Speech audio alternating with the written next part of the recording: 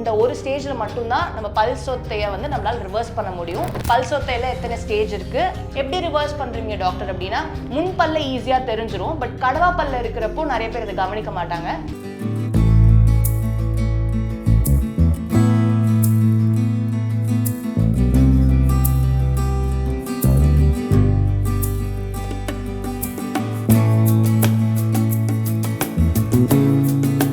அனைவருக்கும் வணக்கம். நான் doctor Vaishnavi Baskaran, clinical head and founder of Universe பல் மருத்துவமனை உறையூர், திருச்சி.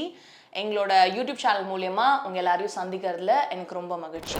ஸோ இந்த வீடியோவில் நம்ம என்ன பார்க்க போகிறோம்னா, பல் சொத்தையில் எத்தனை ஸ்டேஜ் இருக்குது அண்ட் எந்த ஸ்டேஜில் வந்தால் நம்ம என்ன ட்ரீட்மெண்ட் பண்ணலான்னு சொல்லிட்டு இந்த வீடியோவில் பார்க்கலாம். முதல்ல ஒரு பல் சொத்தை ஸ்டார்ட் ஆகுதுன்னா அது நம்ம பல்ல எப்படி தெரியும்னா, ஒரு வெள்ளை பேச்சஸ் மாதிரி தெரியும். இதை வந்து நம்ம வந்து ஒயிட் ஸ்பாட் லீஷன் அப்படின்னு சொல்லுவோம். நார்மலாக வந்து நம்ம எல்லாரோட பல்லுமே கொஞ்சம் கிளாஸியாக இருக்கும், வழவழன்னு இருக்கும். அண்ட் ஏதாவது இந்த ஒயிட் ஸ்பாட் எப்படி இருக்கும்னா ஒரு மேட் ஃபினிஷ் மாதிரி இருக்கும், ஒப்பேக்கா வெள்ளை வெள்ளையாக மேட்டாக இருக்க மாதிரி இருக்கும். And most of the time வந்து இதை வந்து நம்ம அப்சர்வே பண்ண மாட்டோம். ஏன்னா வெள்ளையாக இருக்கிறதுனால நம்மளுக்கு தெரியவே தெரியாது, நம்ம இதை வந்து அப்படியே கடந்து போயிடுவோம். பட் இந்த ஸ்டேஜஸ்லேயே நம்ம வந்து அதை வந்து கண்டுபிடிச்சோம் அப்படின்னா நம்மளால திருப்பி அதை ரிவர்ஸ் பண்ண முடியும். இந்த ஒரு ஸ்டேஜில் மட்டும்தான் நம்ம பல் சொத்தையை வந்து நம்மளால ரிவர்ஸ் பண்ண முடியும். அண்ட் இந்த ஒயிட் ஸ்பாட் லீஷன் தான் ஒரு பல் சொத்தைக்கான ஃபர்ஸ்ட் ஸ்டேஜ். எப்படி ரிவர்ஸ் பண்ணுறீங்க டாக்டர் அப்படின்னா, ஃப்ளூரைட் வார்னிஷோ இல்லாட்டி வந்து கால்சியம் ரிச் காம்பனன்ட்ஸ் ஏதாவது கொடுத்தோம் நம்மளால அந்த சொத்தை வரதை ரிவர்ஸ் பண்ண முடியும். பட் ஒன்ஸ் நம்ம இந்த ஒயிட் ஸ்பாட் லீஷனை வந்து கண்டுக்கல, இந்த ஸ்டேஜ்லேருந்து அடுத்த ஸ்டேஜுக்கு சொத்தை பரவ ஆரம்பிச்சிருச்சுன்னா எப்படி இருக்கும்னா, ஒரு பிளாக் கலர்லையோ இல்லை ப்ரௌன் கலர்லையோ ஒரு சின்ன ஸ்பாட்ஸ் மாதிரி தெரியலாம். அண்ட் சம்டைம்ஸ் நிறைய பேர் வந்து இதை அப்சர்வ் பண்ணுவாங்க. முன் பல்ல ஈஸியாக தெரிஞ்சிரும், பட் கடவா பல்ல இருக்கிறப்போ நிறைய பேர் இதை கவனிக்க மாட்டாங்க. பட் இந்த சின்ன பிளாக்கோ இல்லை ப்ரௌன் ஸ்பாட்ஸோ என்ன ட்ரீட்மெண்ட்னா, அது வந்து ஹார்டாக இருக்கா இல்லாட்டி சாஃப்டாக இருக்கான்றது பொறுத்து. இப்போ சம்டைம்ஸ் சொத்தை வந்து அந்த பிளாக் கலரில் இருக்கிறது ஹார்டாகவே இருந்துச்சு அப்படின்னா சீலன்ஸ் யூஸ் பண்ணியோ இல்லை வேறு ஏதாவது மேலே லைட்டாக சிமெண்ட் போட்டோ அந்த சொத்தை வந்து இன்னும் அட்வான்ஸ் ஆகாமல் நம்மளால வந்து ப்ரிவென்ட் பண்ண முடியும்.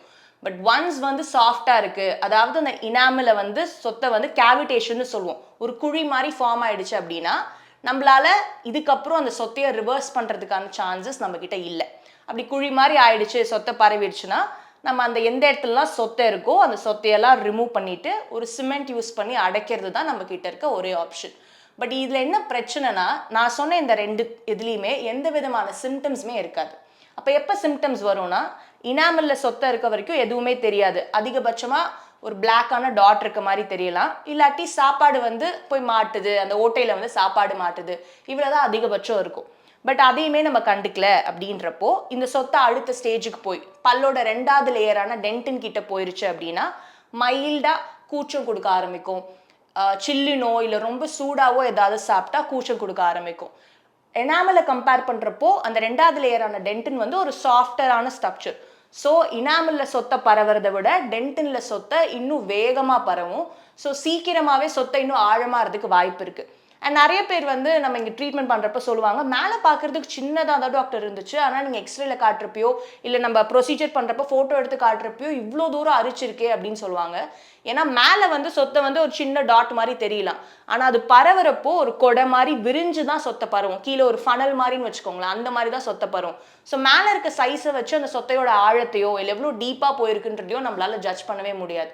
பட் ஒன்ஸ் இந்த டென்டின் வரைக்குமே போயிருச்சு அப்படி இந்த ஸ்டேஜில் நம்ம வந்தோம் அப்படின்னா அந்த சொத்தையெல்லாம் ரிமூவ் பண்ணிவிட்டு அஃபெக்ட் ஆன ஸ்ட்ரக்சர்லாம் ரிமூவ் பண்ணிவிட்டு நம்மளால் இந்த ஸ்டேஜ்லையுமே சிமெண்ட் வச்சு அந்த பல்லை வந்து காப்பாற்றிக்க முடியும்.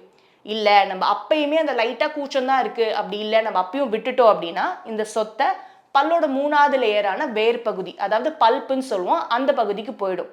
இந்த டைமில் தான் நம்மளுக்கு வலியே வர ஆரம்பிக்கும். And most of the patients இந்த டைமில் தான் வந்து பல் சொத்தைன்னு வலியோட கிளினிக் வருவாங்க. ஏன்னா வலி கொடுத்தாதான் பிரச்சனை அப்படின்னு நம்ம எல்லாருக்குமே ஒரு மென்டாலிட்டி இருக்குது. அண்ட் இந்த ஸ்டேஜ் வந்துருச்சுன்னா நம்ம லாஸ்ட் 2 டைமில் இனாமலில் சொத்தை இருந்தப்பையோ இல்லை டென்டினில் சொத்தை இருந்தப்பையோ சொத்தையை எடுத்துகிட்டு வெறுமே அடைச்சிக்கிட்டோம் இல்லையா, அதை நம்மளால் இப்போ பண்ண முடியாது. வேர் வரைக்கும் போயிருச்சுன்னா நம்ம வேரையும் சேர்த்து க்ளீன் பண்ணி தான் அடைக்கணும். அதை தான் நம்ம வேர் வைத்தியம்னு சொல்லுவோம். அண்ட் ரூட் கெனால் ட்ரீட்மெண்ட்னு சொல்கிறாங்கல்ல. ஸோ இந்த ஸ்டேஜ் வரைக்கும் போயிடுச்சுன்னா நம்ம கிட்ட இருக்க ஒரே ஆப்ஷன் ரூட் கெனால் ட்ரீட்மெண்ட் தான். அண்ட் இதுலேயும் நிறைய பேர் வலி வந்தாலும் அப்பப்போ மாத்திரை போட்டுட்டு அந்த வலியும் கடந்து இன்னுமே சொத்தை பரவ ஆரம்பிக்குதுன்னா அந்த வேர் பகுதி வரைக்கும் போயிட்டு இந்த சீழ் கட்டுறது ஆப்சிஸ் ஃபார்மேஷன்னு சொல்லுவோம். வேர்கிட்ட ஆப்சிஸ் பாக்கெட் மாதிரி ஃபார்ம் ஆக ஆரம்பிச்சிடும். அது வந்து வீக்கம் கொடுக்கலாம், இல்லாட்டி சீழ்கட்டி மாதிரி தெரியலாம். சம்டைம்ஸ் பெயின் இருக்கும், சில பேருக்கு பெயின்லெஸ்ஸாகவும் இருக்கும். அந்த மாதிரி இருக்குனாலும் நம்ம கிட்ட ரூட் கெனால் பண்ணி தான் அந்த பல்லை வந்து நம்மளால காப்பாற்றிக்க முடியும். அண்ட் இதையுமே கண்டுக்காம நம்ம இன்னுமே சொத்தை பரவ ஆரம்பிச்சிருச்சு, பல்லோட ஸ்ட்ரக்சரும் நிறைய அரிச்சிருச்சு, எலும்பு வரைக்கும் போயிருச்சு, எலும்பையும் சேர்த்து அரிச்சிருச்சுன்னா அந்த பல்லு லைட்டாக ஆட ஆரம்பிக்குது, இன்ஃபெக்ஷன் ஜாஸ்தி ஆயிடுச்சுன்னா அந்த பல்லை எடுக்கிறது தான் நம்ம கிட்ட இருக்க ஒரே ஆப்ஷன். ஸோ இத்தனை ஸ்டேஜை தாண்டி தான் நம்ம பல் எடுக்கிறேன்ற ஆப்ஷன் போகும். அண்ட் ரூட் கெனாலுமே நம்மளால இந்த first 3 ஸ்டேஜஸ்லேயே கண்டுபிடிச்சிட்டோன்னா we can protect our tooth from not going to the advanced treatment. So அதனால இதுலேருந்து நமக்கு தெரியறது என்னன்னா, ஏதாவது மைல்ட் டிஃப்ரென்சஸ் இருக்குது, லைட்டாக சொத்தை இருந்தால் கூட நம்ம உடனே போய் அதை பார்த்துக்கிட்டோன்னா வெறும் நார்மல் ஃபில்லிங் யூஸ் பண்ணியோ இல்லை அதை ரிவர்ஸ் பண்ணியோ நம்மளால் நம்ம டூத்தை ப்ரொடெக்ட் பண்ணிக்க முடியும்.